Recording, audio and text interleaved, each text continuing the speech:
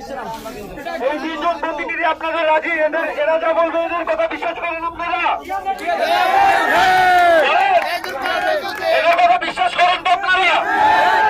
এরা যদি বলে যে বেতন দিবে, তার মানে আপনারা আশ্বস্ত হবেন যে বেতন দিচ্ছে?